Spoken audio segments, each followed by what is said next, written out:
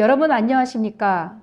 우리는 지난 시간 동안 4편의 영상으로 본 창세기 1장 1절로 8절의 말씀을 통해 하나님께서 물리적인 우주가 아닌 영적인 성전을 창조하시는 위대한 드라마의 서막을 첫째 날과 둘째 날로 지각하였습니다. 오늘은 그 위대한 영적 창조의 세 번째 날을 통하여 창세기 1장 9절로 13절의 깊은 진리 속으로 더욱 세밀하게 들어가 보겠습니다. 결론부터 말씀드리면 이 셋째 날의 말씀은 단순한 지리적 환경의 조성이 아니라 우리 영혼이 율법의 혼돈과 공허로부터 벗어나 무트로 드러난 상태에서 진리를 깨달아가며 구원받는 드라마를 보여주고 있는 것입니다. 이는 하나님께서 당신의 백성들, 즉 마른 땅으로 비유된 영혼들을 구원하시기 위해 율법의 혼돈으로부터 진리의 질서를 분리해내시는 영적인 역사입니다. 그러므로 지금부터 영적인 눈으로 깊이 묵상하며 이 익숙한 구절이 담고 있는 새로운 발견을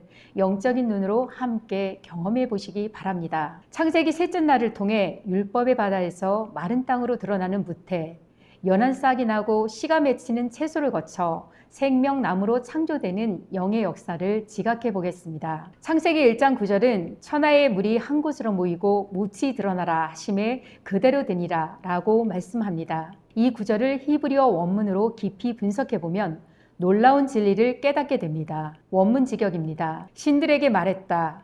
그 하늘 아래의 그 물들이 하나의 공간을 향하여 모이며 그 마른 땅을 예비하니 그렇게 되었느니라 라는 뜻입니다. 여기서 하늘 아래의 물은 한 마음으로써 궁창 아랫물을 지칭하며 바다들, 즉 하나님의 진리가 아닌 세상의 여러 율법과 혼란스러운 교리들을 뜻합니다. 그리고 마른 땅은 하야파샤로서 생명수이신 주님의 진리가 없어 영적으로 목이 말라 수치를 당하고 있는 상태의 영혼을 뜻합니다. 하야파샤는 단순히 땅의 한 부분을 가리키는 것이 아니라 하나님께서 율법의 바다에서 구별하여 드러내신 바로 그 백성을 상징하는 영적인 의미가 담겨 있습니다. 하나님께서는 혼돈된 세상 속에서 특별히 택하신 바로 그 영혼을 마른 땅으로 비유하셨고 그들에게 생명의 말씀을 주어 새로운 존재로 변화시키고자 하십니다. 이처럼 하야파샤라는 단어는 진리를 찾는 한 사람 한 사람이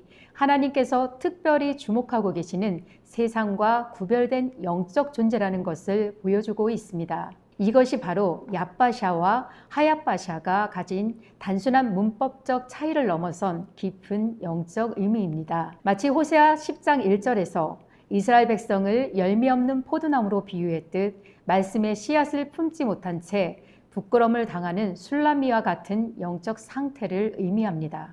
술라미는 복음을 접하고 주님을 믿게 되었으나 그리스도와 영적으로 동침하지 못하는 육체를 가리킵니다. 하나님께서는 이 혼돈된 율법의 물들이 바다의 한 곳으로 모이게 이카부 하셨습니다. 이 이카부는 그저 모으는 행위가 아니라 참을성 있게 기다리며 바라며 라는 의미를 담고 있습니다. 하나님은 당신의 백성들이 율법의 바다에서 벗어나 진리의 무트로 돌아오기를 간절히 기다리고 계신다는 뜻입니다. 그리고 창세기 1장 10절에서 하나님이 묻을 땅이라 칭하시고 모임물을 바다라 칭하시니라 하나님의 보시기에 좋았더라 하셨습니다. 이 말씀을 원문으로 직역해드리면 신들이 그 마른 땅을 위해 땅이라 불렀고 모인 그 물들을 바다들이라 불렀느니라. 그리고 신들이 보았더니 확실히 좋았더라 라는 뜻입니다. 하나님은 바다에서 드러난 마른 땅을 라합바샤란 말로 쓰시며 신들을 통해 땅이라 부르게 하셨고 그들에게 말씀의 씨앗이 심기울 땅이라는 영광의 이름을 붙이셨습니다. 여기서 전치사로 붙은 라는 뭐뭇을 위해 라는 뜻으로 하나님께서 그 마른 땅, 곧 수치와 부끄러움에 있던 영혼을 위해 땅이라는 새로운 정체성을 부여하셨음을 보여줍니다. 하나님께서는 이제 그 마른 땅으로 드러난 성도들에게 새로운 생명의 씨앗을 진리로 심고자 하십니다. 그러므로 창세기 1장 11절에서 하나님이 가라사대 땅은 풀과 씨 맺는 채소와 각기 종류대로 씨 가진 열매 맺는 과목을 내라 하심에 그대로 되었다 하셨습니다. 이 말씀도 원문으로 직역해 드리겠습니다. 그리고 신들에게 말했다. 그 땅은 연한 싹과 씨로 씨를 뿌리게 하는 채소와 그것의 종류에 따라 그 씨앗의 때에 이곳에서 열매를 만들고 있는 과일나무로 그 땅 위에 싹을 틔우라 하니 그렇게 되었느니라. 여기에서 가라사대란 말은 바요메로로서 연속적인 사건이나 이야기의 흐름 속에서 사용되는 말이며 주로 그리고 그가 말했다와 같이 앞선 내용에 이어서 다음 사건을 서술할 때 사용됩니다. 이 말씀의 핵심은 씨를 뿌리게 하는 마즈리아와 열매를 만들고 있는 오세에 담겨 있습니다. 마즈리아란 단어는 동사 자라에서 파생된 분사형으로서 씨를 뿌리는 또는 씨를 뿌리게 하는 이라는 능동적인 의미를 지니고 있습니다. 히브리어 원어는 단순히 열매를 만든다가 아니라 씨를 뿌리게 하는 사역형 히필 동사를 사용하고 있습니다. 이는 물리적인 식물이 스스로 열매를 맺는 것이 아니라 하나님의 영적인 진리의 씨앗을 받아 영적인 열매를 맺고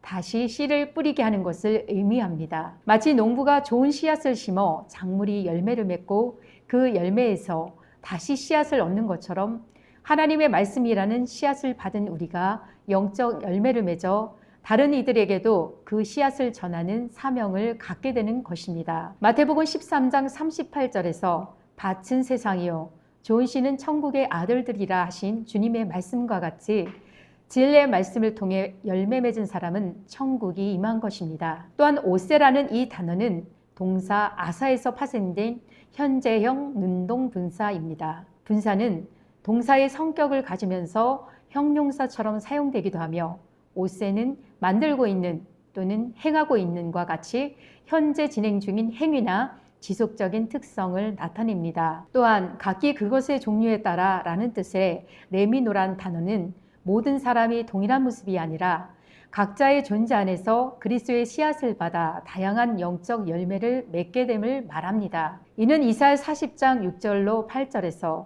모든 육체는 풀과 같다고 말씀하신 것처럼 율법의 아래에 있던 헛된 육체의 삶을 끝내고 말씀의 씨앗을 통해 진리의 열매를 맺는 새로운 삶을 시작하게 되는 것을 의미합니다. 이렇게 창세기 1장 11절에서 신들에게 명하신 대로 말씀의 씨가 심기우고 자라나 씨를 소유한 자는 생명을 전할 수 있는 생명나무가 된 것입니다. 따라서 창세기 1장 12절에서는 땅이 풀과 각기 종류대로 씨 맺는 채소와 각기 종류대로 씨 가진 열매 맺는 나무를 내니 하나님의 보시기에 좋았더라 하신 것입니다. 이 말씀도 원문으로 직역해 드리겠습니다. 그 땅은 연한 싹과 그의 종류에 따라 씨로 씨를 뿌리게 하는 채소와 그의 종류에 따라 그 씨앗의 때에 이곳에서 열매를 만들고 있는 그 나무를 나오게 하였더라. 그리고 신들이 보았더니 확실히 좋았더라. 셋째 날 역시 물리적으로 땅에서 나는 풀과 씨와 나무를 창조하셨다는 말이 아니라 영적인 말씀을 갈급해 하는 분들이 궁창으로 들어와 새하늘의 진리, 즉 말씀의 씨로 인을 막고 거듭나 생명나무가 되고 또다시 말씀을 씨로 심는 창조의 역사입니다. 이러한 창조의 과정 중에서 셋째 날을 깨달아가며 창세기 1장 13절로 저녁이 되며 아침이 되니 이는 셋째 날이니라 하신 것입니다. 이를 원문으로 직역하면 저녁이 있었고 아침이 있었으며 셋째 날로 입을 열어 진리를 가르치니라 라는 뜻입니다. 이 역시 우리가 익히 알고 있는 물리적인 시간의 흐름을 말하는 것이 아닙니다. 저녁이란 단어 에레브는 단순히 저녁이라는 시간을 넘어 어둠이 덮이는 시점을 의미합니다. 그 어원은 혼합되다, 섞이다, 어두워지다 라는 뜻을 가진 단어에서 유래되었습니다. 이는 낮의 빛과 밤의 어둠이 섞여 모호해지는 황혼의 순간을 뜻하는 것으로서 하나님의 말씀이 세상의 언어와 뒤섞여 문자적이고 상징적이며 은혜적으로 이해되는 상태를 의미합니다. 반면에 아침이란 단어 보케르는 물리적으로 아침을 뜻하나 그 의미는 단순히 해가 뜨는 시간 그 이상을 가리킵니다. 그 어원은 덮여있던 어둠을 뚫고 나오다, 열다, 쪼개다 라는 뜻을 가지고 있습니다. 따라서 어둠을 찢고 빛이 솟아오르는 역동적인 순간을 나타내는 이것은 희망과 새로운 시작, 그리고 하나님께서 어둠을 물리치시고 질서를 회복하는 순간을 의미합니다. 이것은 밤의 혼돈과 고난을 이겨내고 찾아오는 기쁨과 소망, 하나님의 새로운 은혜입니다. 시편 30편 5절에서 그 노여움은 잠깐이요 그 은총은 평생이로다. 저녁에는 울음이 기숙할지라도 아침에는 기쁨이 오리로다. 라는 구절처럼 아침은 궁극적으로 찾아올 구원과 회복을 의미합니다. 따라서 저녁은 빛이 가리운 자로서 말씀이 가려져 있어 율법 아래에 있는 상태를 말합니다. 그러나 아침은 빛을 찾아낸 자로서 말씀이 들리는 영안이 열렸으므로 새로운 깨달음이 시작되는 때를 의미합니다. 오늘 말씀의 결론은 다음과 같습니다. 셋째 날 역시 첫째 날이나 둘째 날과 같이 단순히 물리적인 시간을 말하는 것이 아닙니다. 셋째 날은 영적인 부활의 날로서 혼돈의 바다에서 무추로 드러난 마른 땅에게 입을 열어 진리를 가르치기 시작하는 새로운 시대가 열리게 됨을 알리는 것입니다. 이렇게 마른 땅이 된 자들이 모인 궁창에서 먼저 된 신들이 그들의 생각과 마음에 진리로 씨앗을 심어 알곡으로 추수하는 역사입니다. 이것이 바로 창세기 1장 9절로 13절에 숨겨져 있는 하늘의 비밀입니다. 여러분은 지금 어느 바다에서 어떤 묻을 향해 나아가고 계십니까? 율법의 혼돈 속에서 영적으로 마른 땅이 되어 계십니까? 아니면 진리의 말씀으로 인해 영적 열매를 맺는 새로운 창조물로 거듭나고 계십니까? 이 말씀이 여러분의 영혼에 깊은 울림을 주어 새롭고 살아있는 영적인 길로 나아가는 이정표가 되시길 소망합니다. 이것이 바로 새하늘의 질서이며 새 땅을 다스리는 새로운 역사입니다. 이 새하늘의 질서 안에 들어오신 분들은